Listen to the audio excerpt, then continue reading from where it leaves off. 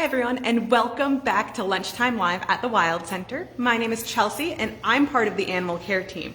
But you all aren't here to talk with me, you're here to see that cute little guy, Norris. And today is a very, very special day for Norris because it is Groundhog's Day. Now, usually we call Norris a woodchuck, but it's actually the same exact animal as a groundhog. It just depends on where you live, what you call them. So today, Norris is going to make his first ever prediction for Groundhog's Day about how long winter will last here in Tupper Lake.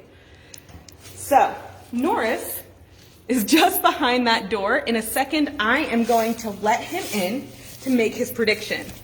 And you can see I have several paper towel tubes here, and inside of them are delicious treats. They're all identical. So Norris is going to go ahead and pick them so that we can see how long winter will last.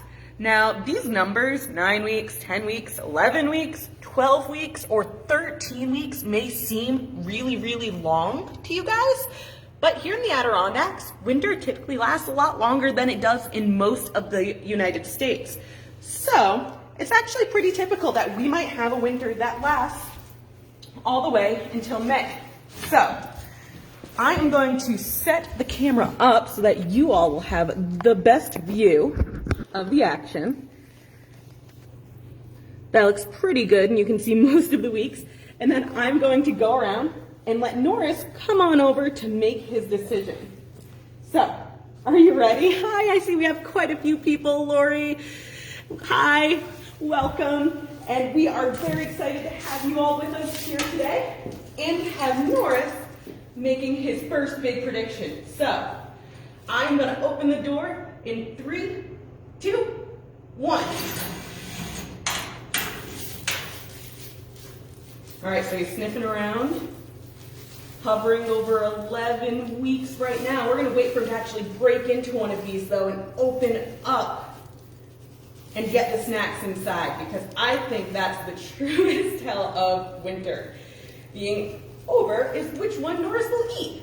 So he is definitely interested. He's using his sniffer, going all around. He seems to be completely ignoring 9 and 10 weeks, y'all. So winter might last a little later than some of us would hope here in the Adirondacks. Hi.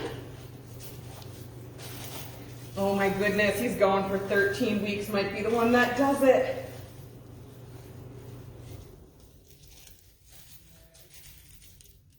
So Norris is really using his nose. He's sniffing a lot. That's mostly how he finds his food. And he can smell that it's in those tubes, I think, but isn't quite sure how to get it out yet. Oh!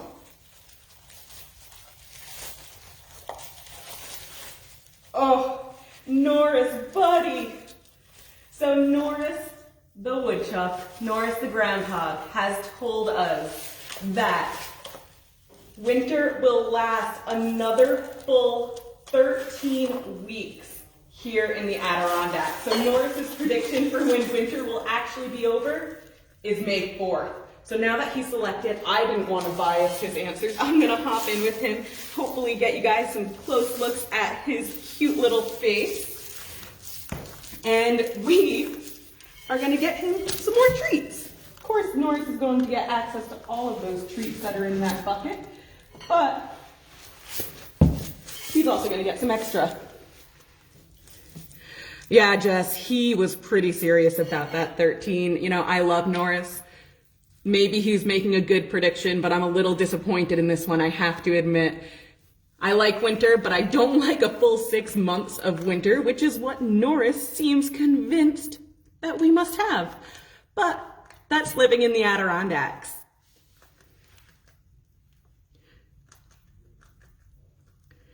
So this is a live program, so I'm right here with you all. If you have any questions about Norris, I'd be happy to answer them. Like I said, I'm going to try to get you some good looks at his face. First, I do just want to reach around and show you. Again, Norris chose 13 weeks. May 4th is when winter will be over, which honestly is pretty on par. Here in the Adirondacks and Tupper Lake, I've seen snow stick on the ground into about the 2nd or 3rd week of May sometimes. So That may seem like a crazy late end of winter, but it's not completely out of the ballpark for us.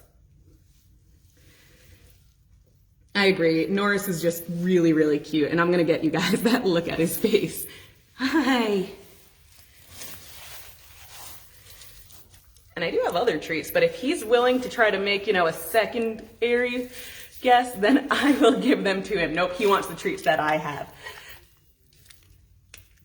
So I see that Betsy's asking what treats Norris got. So in the prediction tubes, we had rodent pellets, which are made specifically for rodents like Norris. They also are the base diet for our porcupines here at the Wild Center because they're all in that rodent family. So they're condensed plant matter. If you've ever had a hamster or a guinea pig, it's probably the base of what you gave them. They look like cardboard, they smell like cardboard. I imagine they taste like cardboard, but by and far, they're Norris's favorite part of his diet that he gets every single day. He will eat these over fresh blueberries, fresh raspberries, carrots. He really, really loves these little pellets. Then I also have some banana treats in my pocket that I delivered to him with that little bowl that you saw poke out a little bit ago. Here you go, buddy. And I see that Cindy appreciates this over just looking for a shadow. So I thought about doing the shadow thing. I don't know that Norris would even recognize his shadow if he saw it, but he also lives inside, which you guys can see, there's walls there. We'd both be really cold if we were outside. And that is because Norris here is one of the Wild Center's ambassador animals. Now, woodchucks, groundhogs in nature, they're one of the few true hibernators. So in winter, they really, really conk out. They go to sleep in a burrow and they don't come out for several months. Their body temperature drops a really, really big dramatic dip, and their heart rate actually dips into the single-digit beats per minute, which is insane. So they slow down a lot. We just got Norris here in early fall. He came to us from a nature center where he was found and rehabilitated after being injured as a young woodchuck and orphaned. And we knew that we wanted to get him on our ambassador animal team where he could teach people because a lot of folks don't like woodchucks. But we knew that in winter, if he were to conk out, we would have very little time to bond with him. So we made the decision this year to keep Norris inside. He's definitely slowed down a little bit, but hasn't gone into that full true hibernation. We're gonna get you guys a really, really close look. Oh, adorable. And I see that Donna's commiserating about the length of winter. Absolutely. Yeah, it's gonna be a long one according to Norris, but that's all right. It means that hopefully we'll have a really good maple sugaring season, which typically for us starts in mid to late March. So hopefully we'll have lots and lots of maple syrup that we can make. Get you guys one more close look. I am out of my treats that I brought with me. And Norris here can be a little pushy if he doesn't have treats when he thinks he deserves them. So we're gonna use the rest of these tubes. Yeah, look, right here, right there. He's trying to figure it out. Oh my goodness. Hi. So Norris here, like I said, he is one of our education ambassador animals. And one of the challenges we actually have with Norris is he really, really likes people. So you can see that there, he actually walked right over food to come closer to me and to come and sniff my feet and hope that there was something tasty there. That's a great trait to have an ambassador animal. We want Norris to teach people, but we most definitely want him to be comfortable doing so. So it's good that he loves people so much, but it also means that Norris here can lose focus pretty easily. He gets distracted a lot, which is another reason why when he was making his prediction of 13 more weeks of winter, why I wasn't in with him, because I wanted to make sure he made that decision free of my influence.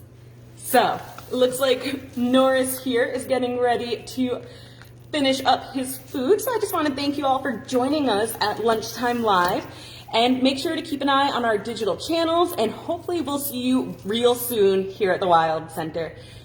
Happy Groundhog's Day, everyone.